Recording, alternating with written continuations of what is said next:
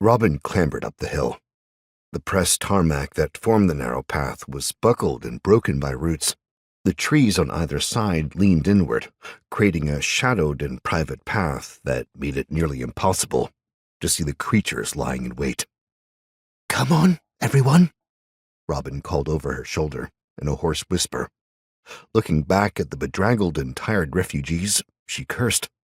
There was just no way they could keep this up. The group had been together for about 4 days now, running, hiding, fighting, and raiding abandoned buildings in equal measure. 4 days. It felt like a lifetime. Hell, for some, it had been a lifetime. Certainly the end of one, anyway. The fire that had driven them all from their homes had started small. Nobody knew how, either, or if they did, they weren't saying. Once it had taken hold, though, without the fire department's machines, without access to pressurized water, and without the heroes that the fire department had provided, the blaze quickly grew out of control. It raced through the terraced houses in almost no time at all, and as the blaze grew stronger, the flames leaping and spinning, they spread. It had only been one house at the end of a residential street at first, and then a single street. For almost a full day, they'd hoped it would stay that way. They'd battle the flames as they spread to the next house, and then the next. Communities banded together trying to fight the flames. Everybody understood that although it might not be their property now, soon it would be if they didn't stop it.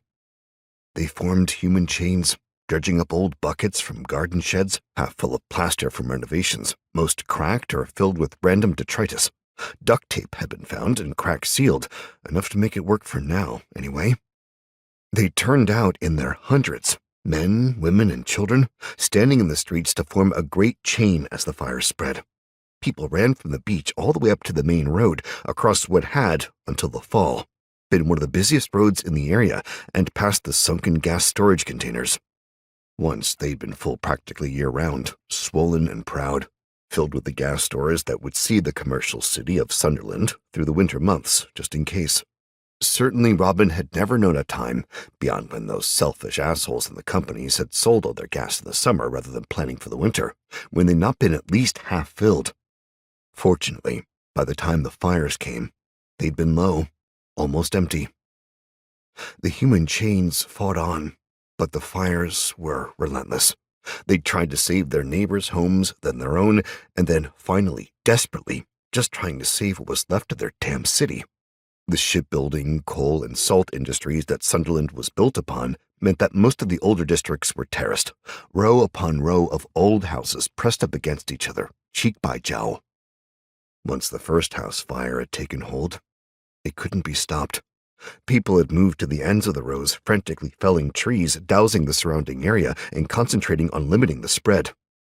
People fighting a blaze on one street celebrated, coughing and exhausted but believing they'd won, only to stare in horror as the blazes others had lost control of rolled in behind them, unheeded and unseen, closing off all avenues of retreat.